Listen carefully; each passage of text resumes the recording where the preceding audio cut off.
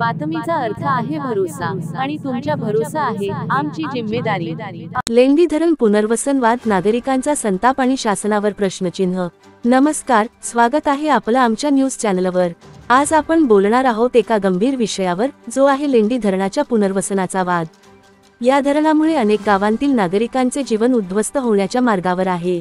पुनर्वसनाच्या नावाखाली अनेक सोयी सुविधांचा बट्ट्याबोळ झाला असून नागरिकांमध्ये प्रचंड संताप पाहायला मिळत आहे। चला जाणून घेऊया या प्रकरणाची सविस्तर माहिती। लेंडी धरण प्रकल्पामुळे अनेक गावांना स्थलांतरित करण्यात येत आहे, मात्र पुनर्वसनाच्या प्रक्रियेत नागरिकांना अनेक समस्यांना सामोरे जावे लागत आहे। विशेषतः पहिल्या टप्प्यातील मौजे हसनाळ या गावांमधील नागरिकांनी शासनावर गंभीर आरोप केले आहेत। त्यांचा म्हणणं आहे की जोपर्यंत वाहतूक भत्ता, बोभाळा आणि इतर जिव्हाळ्याचे प्रश्न मार्गी लागत नाहीत, तोपर्यंत ते आपली गावे खाली करणार नाहीत। नागरिकांची प्रमुख मागणी आहे की प्रत्येक कुटुंबातील प्रत्येक व्यक्तीला घर बांधकामासाठी 5 बरास वाळू मोफत उपलब्ध करून द्यावी। घरकुल योजनेतील लाभार्थ्यांसह सर्व कुटुंबांना ही सुविधा सरसकट देण्याची मागणी आहे, कारण वाळूसारख्या महत्त्वाच्या बांधकाम साहित्याभावी अनेकांना आपली घरे बांधता येत नाहीत। यामुळे पुनर्वसन प्रक्रिया रखडली आहे आणि नागरिकांचा संताप वाढत आहे। गावकऱ्यांनी शासनाला थेट आव्हान दिले आहे। त्यांचे म्हणणे आहे की जर पुरामुळे पाण्याची पातळी वाढली आणि गावातील घरांचे, ढोरांचे किंवा नागरिकांचे जीवितहानी झाली, तर त्याला शासन जबाबदार राहील। विशेषतः पहिल्या टप्प्यातील 7 गावांमध्ये ही भीती अधिक तीव्र आहे।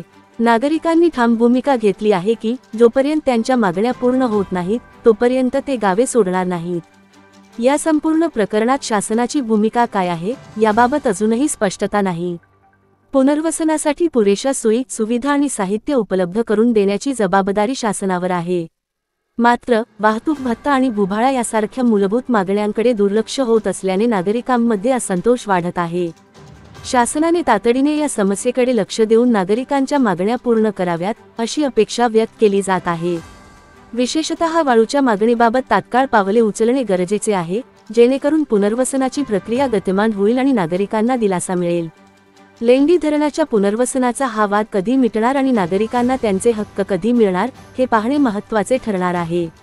या विषयावर तुमचे काय मत आहे, आम्हाला कमेंट्समध्ये नक्की कळवा आणि अशाच महत्त्वाच्या बातम्यांसाठी आमच्या चॅनलला सबस्क्राईब करायला विसरू नका। भेटूया पुढच्या बातमीत, तोपर्यंत नमस्कार।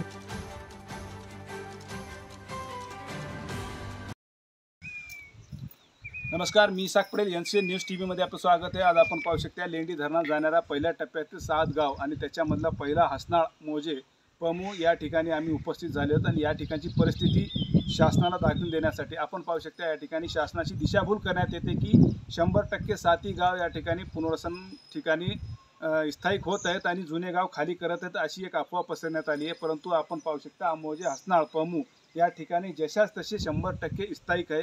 या ठिकाणीहून कोणी पसारा घेऊन पुनर्वसन या ठिकाणी गेलेलं नाही, असं संपूर्ण या ठिकाणी महिला व तरुण सांगत आहेत आणि सर्वांचा पसारा जशा तसे ज्याच्या त्याच्या संसारासहित त्याच्या ज्याच्या घरी आहे। आम्ही आपल्याला लाईव्ह ते पसारासुद्धा दाखवून देणार आहोत। आपण पाहू शकता यांचे प्रमुख मागण्या जेव्हापर्यंत पूर्ण होणार नाही तेव्हापर्यंत हे या ठिकाणी पसारा हलणार नाही आणि पुनर्वसनमध्ये जाणार नाही, अशी यांची या ठिकाणी गवाही दिसून आली। आपण पाहू शकता पुनर्वसनमध्ये कोणतीही सोयीसुविधा, लाईट असेल, पाणी असेल, राहण्याची सोय कोणती नाही। त्या ठिकाणी फक्त त्यांना एक वाळवंटासारखे, आदिवासीसारखे भूखंड देण्यात आलेले आहेत। त्या ठिकाणी कोणती सोयीसुविधा झालेली नाही आणि आता आपण पाहू शकता तात्काळ या ठिकाणी वादग्रस्त जे विषय होता धरणाचा, जे पाळूचा, ते संपुष्टात आल्यानंतर त्या ठिकाणी गतीने मोठ्या युद्ध पातळीवर कामाला सुरुवात करण्यात आले। त्याच युद्ध पातळीवर त्याच गतीने ह्या लोकांचे प्रश्न मार्गी आतापर्यंत लागलेले नाहीत। त्याच्यासाठी आपण पाहू शकता काही महिलांचे या ठिकाणी तरुण मुलं आहेत ज्यांना 369 मिळाले नाहीत, काही महिलांचे या ठिकाणी स्वच्छ पुनर्वसनाचे विषय आहेत आणि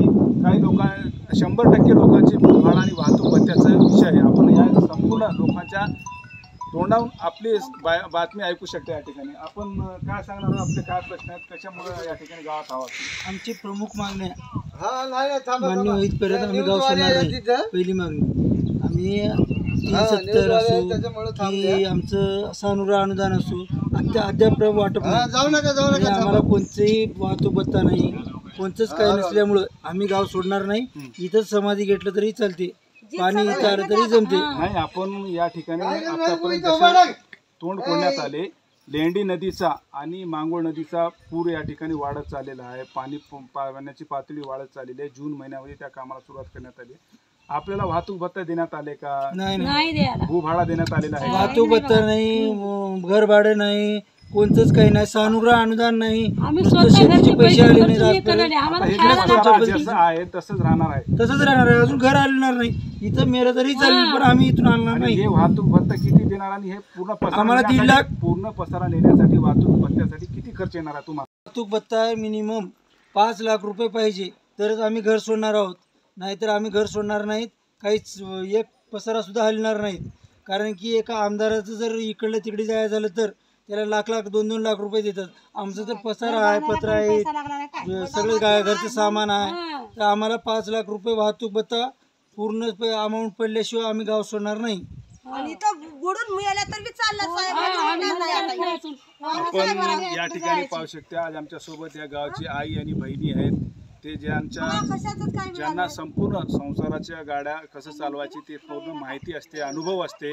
त्यांना माहीत आहे की आपण पाहू शकता या ठिकाणी हे दगड, माती, पत्तर, प्रत्येक वस्तू त्यांना ह्या ठिकाणी येऊन पुनर्वसनमध्ये घेऊन जावं लागते. तर या ठिकाणी येऊन काही लोकांना इथून 30 ते 35 किलोमीटर लांब पल्ल्यावर खानापूर फाटा मोजे त्या ठिकाणी पुनर्वसन देण्यात आलं आहे. कोणाला भेंडेगाव, भिंगुरी असे लांब पल्ल्यावर कमीत कमी 10 ते 15 किलोमीटर पुनर्वसन देण्यात आलेलं आहे.